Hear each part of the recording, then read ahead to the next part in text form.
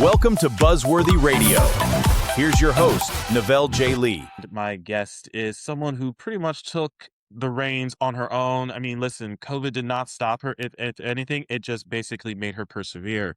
And I'm excited to talk to her about her journey into YouTube stardom as well as being an actress. And it's, I read your website. It's absolutely legit. Charlotte Dobre is joining me right now. How are you? Thank you. Hi, I'm good. How are you? Good. And as I just mentioned a few seconds ago, when I looked over your website, it's nothing to sneeze at. You did the damn thing and continuing to do the damn thing. Like I read a recent interview that you just did. It was published shortly after the Thanksgiving holiday, and it basically talks about how you once COVID-19, the pandemic started, and we all saw exactly what happened. Everything shut down. There was nothing really going on with anything. There was no new projects. There was nothing happening. But that did not stop you. You went ahead and just said, you know what? I'm not going to sit here twiddling my thumbs and do absolutely nothing. I'm actually going to do something. And you went ahead and Mhm. did it. And then look at just what spearheaded from that. You garnered over millions of followers, billions of streams.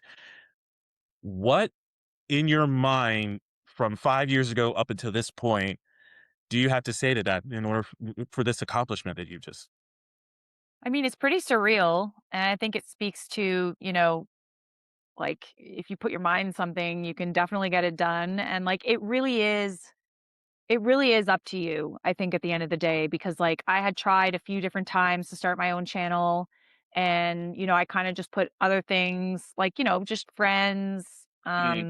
going out, other hobbies. I really just there was always an excuse not to do it. It was always like, "Oh, I'm already working so much, already making so much content at my Yeah. job, like, I don't feel like doing it," but then it was like, "Okay, well, I really don't have an excuse anymore. I'm not doing anything else." Um, I really kinda needed someone to talk to, Yeah. and yeah, it really was, like, I don't even know if COVID happened. If it didn't happen, I don't know if any of this would have happened. So, it's interesting that mind shift of just like, I don't really have a choice now, but I do have a choice." It's like it was my choice to do it, and Yeah. I could have done it before, but it was always some excuse that was in the way. That's interesting that you say that because I look back at that time too, and I'm going like, if COVID didn't happen, then this wouldn't have happened even on my side of the coin. You Mhm, know, I looked back at my stats and I was going, I really didn't do anything during the height of COVID. But then for me, I used COVID as a turning point on when I did come back into doing podcasting again because I looked at it and I go like, all right, what do I need to do differently? What is it that I was doing previously that, especially now, times have changed. People are now looking at podcasts differently. They're looking at shows differently. They're not watching it on TV majority of the time. They're now streaming it. So how could mhm. I capitalize on the streaming atmosphere going forward? Because now no one, I hate saying it, but it's true. No one seems to have time anymore to do any of that. They don't have time to watch TV. They don't. Now it's just like we're going on our phone and streaming anytime we want. So I had to adjust. So I felt COVID was the perfect opportunity for me to reflect. And then once I came back, how do I adjust my settings in order to fine tune it to everybody else so they will still keep coming back to it? So I I understand what you're saying on that front too, because it also gave me that reflection. And I also agreed with I needed somebody to talk to because that was a long time Yeah, with no yeah. communication whatsoever. But I totally understand that journey. I that's just so inspirational of you saying that to me Thank because you. sitting here Thank going, you. I really felt all of that 100%. Yeah. It definitely would have been a missed opportunity for me, really for anyone, any artist, like I just really I thought it was the perfect opportunity to really hunker down and like just like work on the craft, whatever craft you're doing, like if we weren't getting fire albums out of COVID, like what what were Yeah. we doing that whole time? What are we You know? doing? What are we What doing, are good we guys? doing? I love it. And you are also, as I mentioned in the beginning of this, you are an actress as well. Mhm. What was the point in your life where you knew that this was the field that you wanted to go into? What was that defining moment where you're like, this is what I want to do? Honestly, I think I've just always been weird like this. Like I not weird. I just always Weird I is a think wonderful flex for my show. Trust yeah. Yeah, I think that, like, ever since I was, like, a little kid, like, I was always a really big fan of, like, making my parents laugh and, me. Okay. like, always putting on, like, little plays and stuff for them, and then I was always a big fan like, my parents have really thick accents, so I would imitate them a lot. So I developed kind of this, like this thing where I was really good at mimicking people and Yeah. imitation Yep. and making people laugh because I could imitate, like, pretty much anybody. Mm. And then, I got my first role when I was in, like, grade 9, and it was, like, Miss Hannigan and Annie, and I was, like, 14 years old and could do an amazing New York accent. And then from there, like, high school, I was the queen of the drama department. So I've heard, I don't know. It really was I really did peak in high school. No, but, like, it really was it really was such a wonderful time for me because I was just acting constantly and, like, you know, was finally having friends for the first time in my life and, Yep. like, finally just, like, putting this, like, all this creative energy somewhere, and then, I had lots of teachers who were, like, thinking that I should do visual art because I was also good at, like, painting and drawing and photography, and they were pretty mad when I chose the performing arts, and I decided to go to university for theater. Um, yeah, it just speaks to my soul. Creating in general, just being a creative person is just someone I've always been, but it's just who I am, I think, at the core, and I really wish it were different. Like, it's not an easy profession, and it's constant rejection and constantly putting yourself out there and people having opinions about whether or not you're good or not, and you Yeah. constantly wondering whether or not you're good or not. Like, I battle with this, like, on a daily basis. It's like, "Wow, I suck." And then other times I'm We like, "Hey, I'm kind of funny." Uh we're the worst critics, I feel like, but as artists, we are our own worst. Yeah, we are. There's nothing that someone on the internet can say to me that I literally have not already said to myself, so, Yeah. yeah. I'm that way too. I mean, and even I suffer from. I had a conversation with one of my good friends about this the other day. I suffer from imposter syndrome a lot because Totally. I seriously sometimes sit here and going like, before the show started, guys, and this is a flex that I just did in the beginning. I showed them my award that I just won from the Signal Awards. Ah, there you go. And told you that that flex that was going to creep in. It did not creep in. I just put the door right wide open. But but I did announce it on the show previously, so everybody knows I won it. But um, it's just that the idea. I'm looking at it and I'm going, I still can't believe I won it because I've done submissions for this previously and got rejected.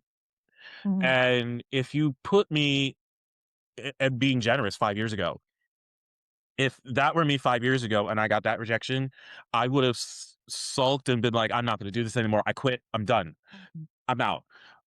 This was where I mentioned about how COVID kinda helped me a little bit. It made me look at things differently and go, "Okay, I got rejected. Fine. What do I gotta do to make it better?" So that way, they will come back to me and say, "Oh, yeah, you won," or "You're fine," or "You're nominated," or et cetera, et cetera. What do I have to do in order to get onto that list? And that's what I did. I improved myself. I worked on the craft a little bit.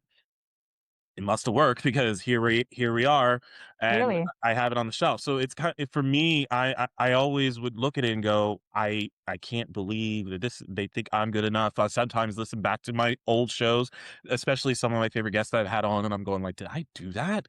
Like that Mhm. this really was a thing, and it's like, was this really actually good? Like I can't understand why people think this way, and then I'm sitting there, and then I actually the other night, I actually listened to one of them, and I said, "Oh, this is really good shit. This was actually really good shit." I was Yeah, very impressed. I even surprised myself. I was like, "Wow, this was yeah, actually really good a conversation." So, it's even for me, I criticize myself a lot, and for and sure. then I get people who criticize me on the other side with the internet. Do we still call them trolls? Is Mhm. that still a We word? do. Okay. Yeah, kinda millennial, but, like, yeah, trolls. Okay. Alright. Fits into the mold for me. I still see them, and yeah, they still have their critiques and everything, and I do sometimes feel that way like you do, but then I'm also going like, "You know what? No one can hurt me worse than I can." Mm, So I don't really care what you have to say about me. yeah. What I I always think is what more matters to me. I always admire those people that are just like they have unshakable confidence and like they haven't even gotten, like I have someone in mind and it's like, they've done pretty well in life. Like they've done okay, but their confidence is absolutely unshakable. Like they really think that they are the shit.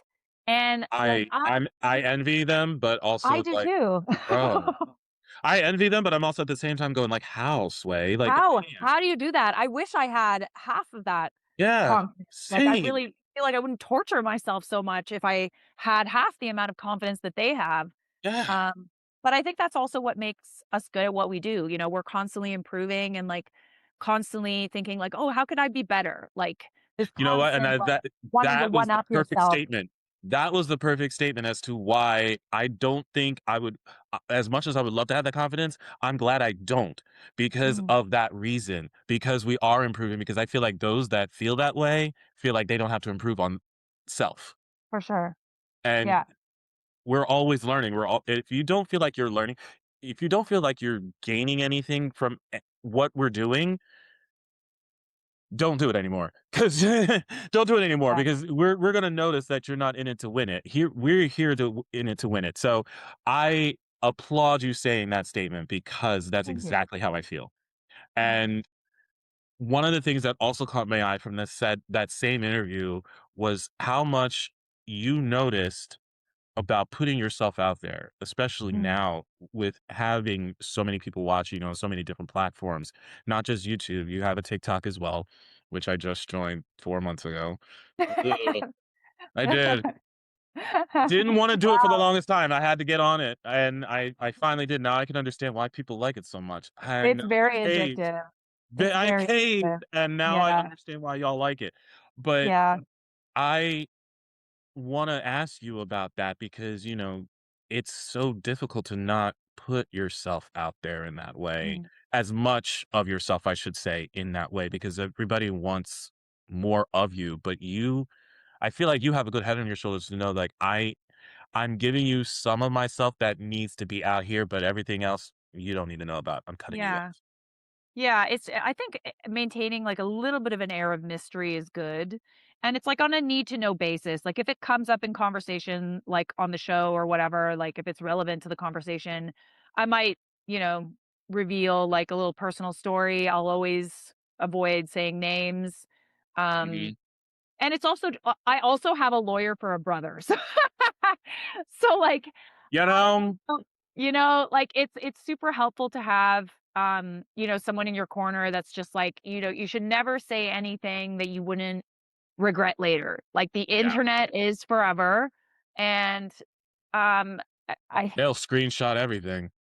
they'll screenshot everything, they'll cut things together that shouldn't be together, Right. and, like, I want what I say on the internet today to be something I'm proud of tomorrow, um so, yeah, and I don't really think it's that hard to, like, avoid saying shitty things on the internet if you're, like, not shitty, you know?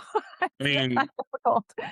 if I can bring it up real quickly, case in point, yesterday I did which surprisingly got me over 4,000 views on TikTok from this, and I was like, "Oh, you mean I didn't have to ad promote this to get this many? Awesome!" Yeah. I promoted about, well, promoted is a bad word for this, the issue with BD Wong and what happened with what went viral with his comment on the picture, Mm. and yes, if any of you have not heard about this, you can find it online. It's basically a picture of a guy posted. It was a black guy with an animal on his shoulder, and it basically asked, "What's the name of this animal?" Wrong answers only. And Oh. BD Wong's response was, "It looks like a black man." Ooh, it went. Oh, jeez. Yeah, it went all the way off. Oh, Nobody let up on him. He had to come out with an apology, which was unfortunately a sorry, not sorry apology because wow. I would have gave it to him. I would have gave it to him if he had not said these 2 words, damage control, in his post. Yeah, yeah, yeah, for sure. So Yeah. that's a perfect example of things will live on the internet. We'll screenshot it. We got. Why I'm sorry, not sorry. why would you even why are you even thinking stuff like that? Like, the fact that that's even something that you're thinking about, let alone bold enough to, like, put on the internet, like, it's Yeah, just why are you even why does just that even cross your Just stop mind? talking is all Yeah, I like, have to just say to you, BD. Just stop yeah, talking. But if you had to apologize, all you had to say was, "I messed up. I'm sorry." You didn't have to go full throttle with this and also put in yeah, damage control. You could have just said, yeah, "I fucked up. I'm sorry." That's it. yeah, We would have been fine, but you had to mm, keep going and you just dug yourself a deeper hole. This is That's for it. sure. So there is another topic that I wanted to bring up here that I also talked about today. I talked about this also when it was announced a few months ago, which also went viral on my TikTok. I love this now. And I love that TikTok gets me views. And Yeah, it is about the Golden Globe nominations. They're going to be set to be announced on Monday. And mm, Sky P. Marshall, Marlon Wayans are going to be doing the announcements, which is awesome. I love them both. But my eye is keyed up to the best podcast category. I of am course. looking yeah, I am looking forward to finding out what's gonna happen for that because out of the 25 that were shortlisted, the top 6 are gonna be announced on Monday. And I do have a few under my belt that I would love to see get up there. Mr. Ballin is one of them. I love Mhm, that dude. He's great, morbid, smartless. But my thing is, could we see such an upset where a lot of the nominees could be that of the political figures that were listed on mm, there? Because we had Sean Ryan that was on there, we had Candace Owens that was on there, Megyn Kelly was on there, Tucker Carlson was on there, mm, um, Joe Rogan is on there. I think of Golden Globes as that being more on the entertainment scope. mhm. So for me to see that those types of podcasts were shortlisted and have the potential to be on the Yeah, top 6 for best podcast, I kinda look at it and I just go, I don't know if I'm gonna I'm gonna sit there with popcorn going like, "I don't know, I'm gonna like this," and then I'm just gonna wait for the reactions to come out. What do you think of that aspect of it? First of all, I love the fact that they're introducing a podcast category for yeah, biased reasons, yeah, but just for the mere fact that this is going to be a possible potential upset for many, mm. what do you think of that? What do you think of that? I honestly kind of feel like I like the fact that they're introducing podcasts as a category. And everybody has their differences, and obviously, I don't agree with everything that these podcasters say, but I think it's important to have discourse and platforms where there are people like from opposing viewpoints discussing topics, hot button topics. Mhm. And despite the fact that, it's like, again, I don't agree with everything they say. I don't agree with a lot of what they say, to be honest. But I think it's important to have those discussions and have those discussions publicly. And I think that it somewhat bridges the gap and the divide that really currently exists right now, especially in the States. Yeah. Um, I think having the discussion and being able to have a discussion without assuming the other person on the other side is like evil. Mhm. I think it's important to try to hear each other out, and that's why I like podcasts so much because it's a discussion at the end of the day. It's the art of conversation. It's being able to sit down with someone with an opposing viewpoint or a viewpoint that you haven't heard before and being able to talk to them and find out why they have that Able to viewpoint. listen. Yeah, to listen. And I think yeah, I mean, again, some of the stuff is super controversial, but Yeah. a lot of the things that they're putting out there are stuff that you don't see usually. Like there's just not the space for it in traditional media to um have that there. Yeah. So I get why they're taking huge risks in saying what they say and platforming some of these people and the inevitable like hate train that comes with that. I think is Yeah. also like it's a lot. It's definitely a lot for someone in the media to have to deal with, the current political landscape. So taking that risk is a big one. It's a really big risk. But yeah, I'm interested to see who wins and who gets nominated. Or sorry, who passes the Sorry, I'm A baton. yeah, who passes the baton or who ends up winning. I think it'll be interesting for sure. I'm very interested to find out what comes from that. And Mhm, it's one of those things I also sit here and wonder, would that category ever be expanded? And especially for something of a Golden Globes landscape, because again, you have podcast awards that are expanded in other types of awards. iHeart Podcast Awards has it, Ambies, Webbies, all those stuff have expansions of categories. And would Golden Globes follow suit for that? That's another thing I'm kind of wondering if, as years progress, will they open up the door for other people to potentially possibly enter as well. But I am curious and I'm very excited that they did introduce it, especially since mhm, podcast seems to be more mainstream for people to get their news and get their views from. They're mhm, not going to traditional outlets anymore on television. They're using podcasts to get their information. And as you said, it's a mhm, conversation, and it's one of those things where we do have to listen to other people's viewpoints, even if they are opposing viewpoints. mhm, Um, I love this medium and I love this field. If I didn't, I wouldn't be here almost 20 years doing it. mhm. So I love the fact that it's getting recognized, Me too. and it says a lot about that medium in order for that to be recognized. So Mhm. power to them. But it's Hope to see you up there one day. crossing fingers, man, crossing fingers. And But toes.